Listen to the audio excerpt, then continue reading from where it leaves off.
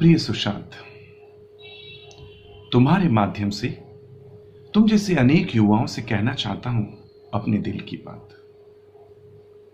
सुशांत, कहा जा रहा है कि तुम अपनी मां की कमी अनुभव कर रहे थे। सच भी है, मां के साथ उसकी संतान का जुड़ाव हमेशा बना रहता है, चाहे वो कितना भी बड़ा क्यों ना हो जाए। ऐसा भी कहते हैं कि एक अदृश्य नाल यानी कि एम्बिकल कार्ड से हम सब सदैव अपनी जननी से जुड़े रहते हैं।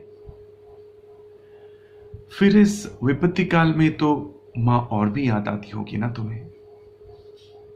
मन करता होगा मां की गोद में सर रखकर सो जाने का, ताकि तुम अपनी सारी परेशानियां, सारे दुख भूल जाओ। मां का प्यार भरा हाथ होता सर पर तो कितनी शांति मिलती तुम्हारे मन को। किंतु एक बात कहूं, कभी मां की उपस्थिति महसूस करके तो देखते। मां तो सदैव वहीं थी, तुम्हारे ही आसपास, तुम्हारी उपलब्धियों पर गर्व से तुम्हें निहारती। वो जहां से भी तुम्हें देखती होंगी, कितना प्रसन्न होती होंगी। हमारे अपने जब देह त्याग करते हैं तो वे मात्र देह ही त्यागते हैं, हमें नहीं। तुम तनिक भी प्रयास करते मां को अपने आसपास अनुभव करने का, वो जरूर अपनी उपस्थिति का एहसास करवाती तुम्हें। भौतिक या इहलौकिक दुनिया में हम दूर हो सकते हैं, जैसे तुम मुंबई में और तुम्हारे पिता पटना में, किंतु परलौकिक संसार में तो आत्मस्वरूप में वे हमेशा हमारे साथ ही होते हैं। वैसे वो जो बड़ी सी दूरबीन तुमने अपने सुंदर से घर में लगा रखी थी ना,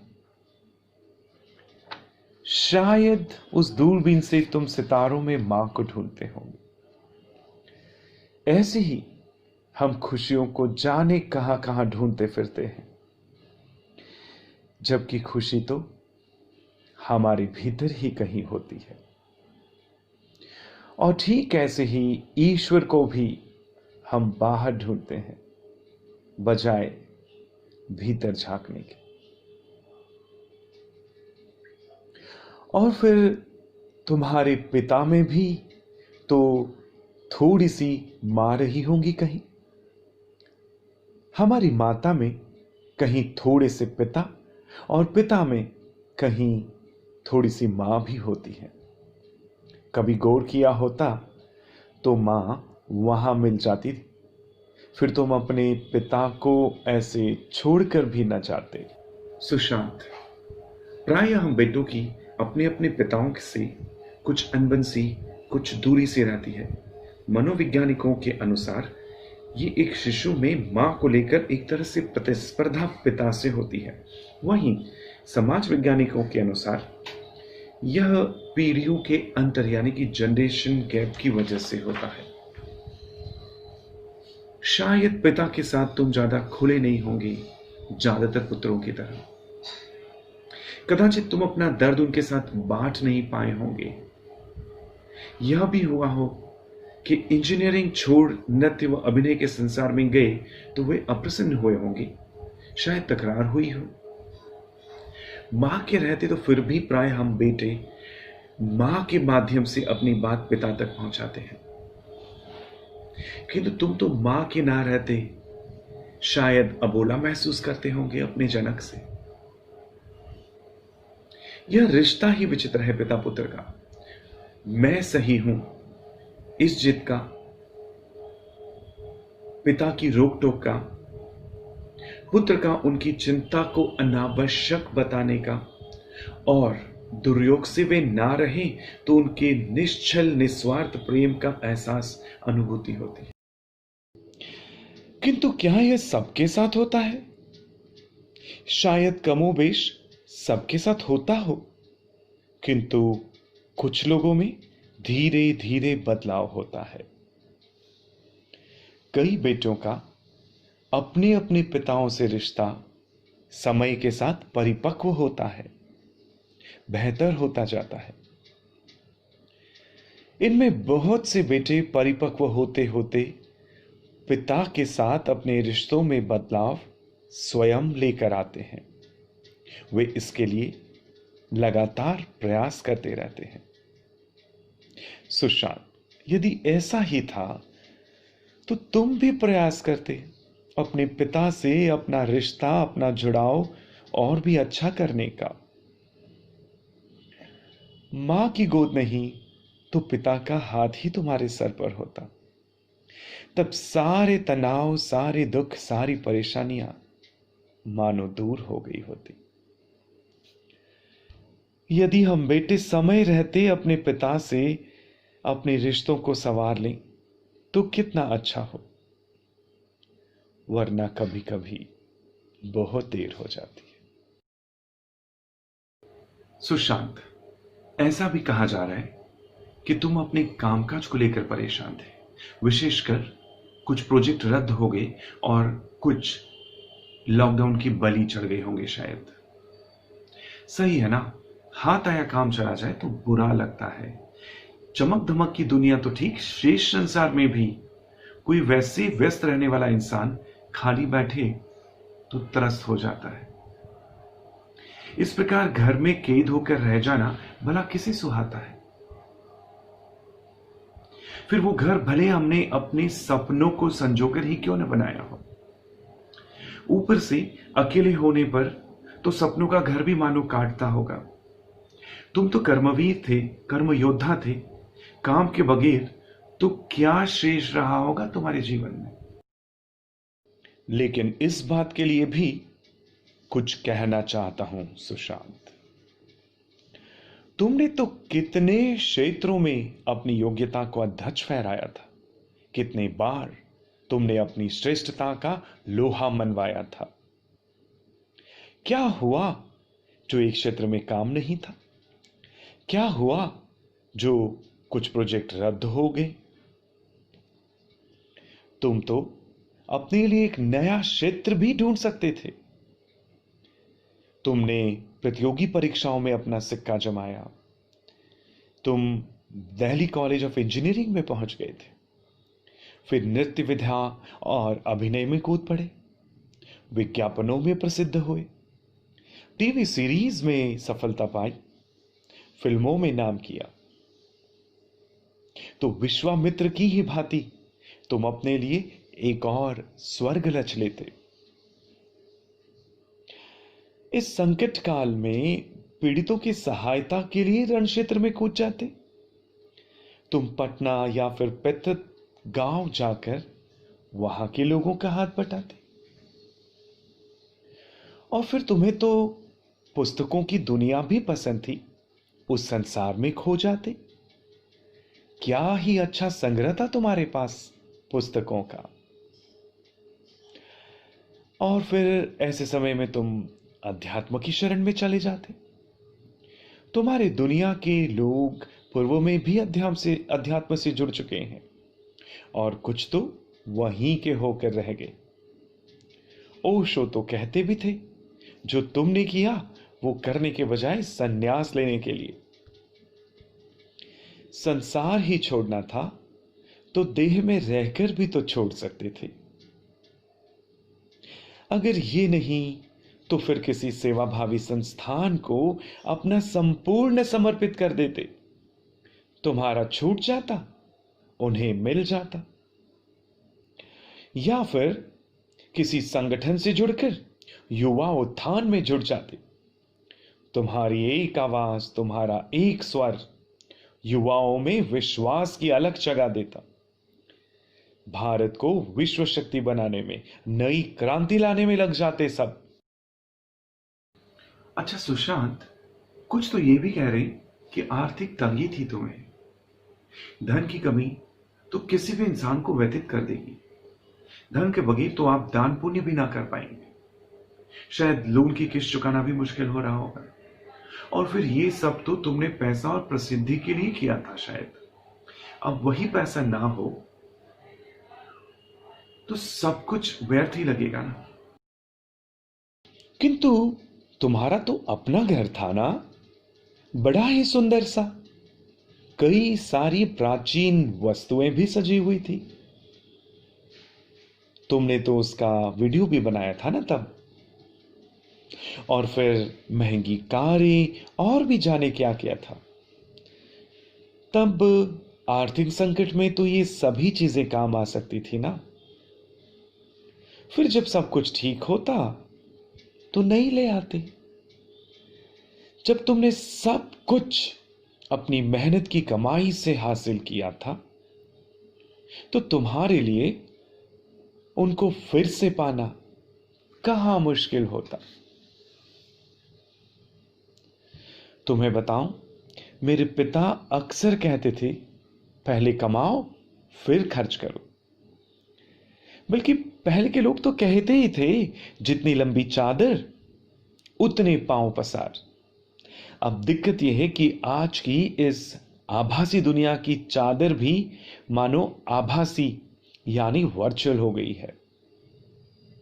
परिणामतः जब कमाई गड़बड़ाती है तो वही लोन की किस्तें जानलेवा मालूम होती है। अच्छा, तुम्हारे लिए तो साधारण जीवन जीना भी मुश्किल नहीं था। मैंने तुम्हें अपने कॉलेज के सेमिनार में कहते सुना था कि अपने प्रारंभिक समय में मुंबई में तुम 4-5 लोग 1 BHK में रहते थे। तुम्हारा गुजारा तो कैसे भी हो जाता। एक बात और, यही तो वक्त था सुशांत, जब मजदूर अपना संसार उजड़ता हुआ देखकर पैदल ही अपने मूल स्थान को लौट रहे थे, ना कि दुनिया छोड़कर जा रहे थे। उनको देख शायद तुम्हें अपने कष्ट, अपनी परेशानी बहुत ही छोटी लगती सुशांत। पैसा तो फिर भी आ जाता, लेकिन तुम। सुशांत, हर कोई नेपोटिज्म की चर्चा कर रहा है, भाई भतीजावाद। सभी को भाई भतीजावाद से शिकायत है। कितनी बुरी बात है ना, योग्य लोगों को उनका अधिकार ना मिले और लोग मात्र अपनों को आगे बढ़ाते रहें। ये तो एकदम गलत है। ऐसे तो प्रतिभा का हनन होगा और योग्य व्यक्ति तो वंचित ही रहेगा। लेकिन सुशांत, किस क्षेत्र में नहीं है ये नेपोटिज्म, ये भाई भतीजावाद? यदि ये ग्लैमर इंडस्ट्री में है तो कॉर्पोरेट जगत में भी है। यदि शिक्षा में है तो सेवा का क्षेत्र भी तो अपवाद नहीं। और राजनीति तो इससे अछूती है ही नहीं। वहां तो मानो यह कण कण में व्याप्त है। इसके बावजूद ऐसे कई लोग हैं जिन्होंने अपना लोहा मनवाया। स्वर्गीय धीरू भाई व्यापार की पृष्ठभूमि से नहीं थे। और तो और यह भी सुना है कि उनका तो कोई गॉडफादर भी नहीं था, फिर भी रिलायंस रूपी राज कायम किया, एक साम्राज्य स्थापित किया। राजनीति में भी ऐसे कई नाम हैं जो राजनीतिक पृष्ठभूमि से ना होकर भी शिखर तक पहुंचे। तभी तो एक चाय वाले का पुत्र भी प्रधानमंत्री बन सका।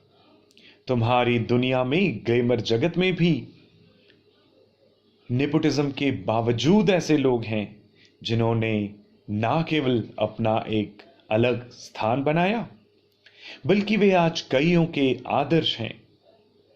तुमने भी केवल अपनी प्रतिभा व लगन से उन ऊंचाइयों को पाया था। जीवन की इस रोलर कोस्टर राइड में ऊंच नीच तो होती है। आज यदि तुम नीचे आ भी गए थे तो फिर ऊपर उठने का मार्ग भी तुम बना सकते थे। जैसे कभी एक स्टार के पीछे चौथी पंक्ति में नृत्य करते हुए तुम स्वयं को उस स्टार के स्थान पर देखते थे सुशांत। सुशांत, प्यार वार का चक्कर तो नहीं था ना? सुना कि ब्रेकअप से परेशान थे। अब दिल टूटेगा तो परेशानी तो होगी ही ना। सारा संसार सारहीन जान पड़ेगा, है ना। लोग कह रहे हैं कि तुम्हारे तो दो दो ब्रेकअप हुए। कितने मुश्किल से संभाला होगा तुमने स्वयं को पहली बार, और ऊपर से दूसरी बार भी ऐसा हो तो स्वयं को संभालना कहां आसान होता है। वैसे ट्रेन में यात्रा तो की ही होगी। याद करते तो समझ आ जाता, जीवन यात्रा और रेल यात्रा एक जैसी ही होती है। कोई व्यक्ति किसी स्टेशन पर बैठता है, कोई दूसरा व्यक्ति अन्य स्टेशन पर। ठीक वैसे ही कोई पहले उतर जाता है ट्रेन से तो किसी की मंजिल अभी और आगे होगी शायद। रेल यात्रियों की ही भांति जीवन में भी लोग आते हैं, चले जाते हैं। पालो कोहलो के शब्दों में कहूं तो हर रिश्ते की एक उम्र होती है। रिश्ते की उम्र पूरी हुई और वह व्यक्ति हमारे जीवन से चला जाता है। अच्छा, वैसे भी कितना पुराना साथ रहा होगा तुम्हारा। उस छोटे से साथ के लिए तुमने अपने ही पिता व बहनों का 34 साल का साथ भी भुला दिया। और तुम्हारी दुनिया में ऐसे भी लोग हैं जो संबंध विच्छेद यानी कि ब्रेकअप के बाद भी मित्रता बनाए रखे हैं। एक पूर्व जोड़ा तो साथ में विज्ञापन ही नहीं कर रहा, साथ साथ घूमता फिरता भी है। जबकि जो देवी जी हैं वो तो विवाह बंधन में बन चुकी है। और हां, वो तलाकशुदा जोड़ा वो तो लॉकडाउन में साथ में रहने लगा। ऐसी ही मित्रता तो तुम भी बनाए रख सकते थे ना।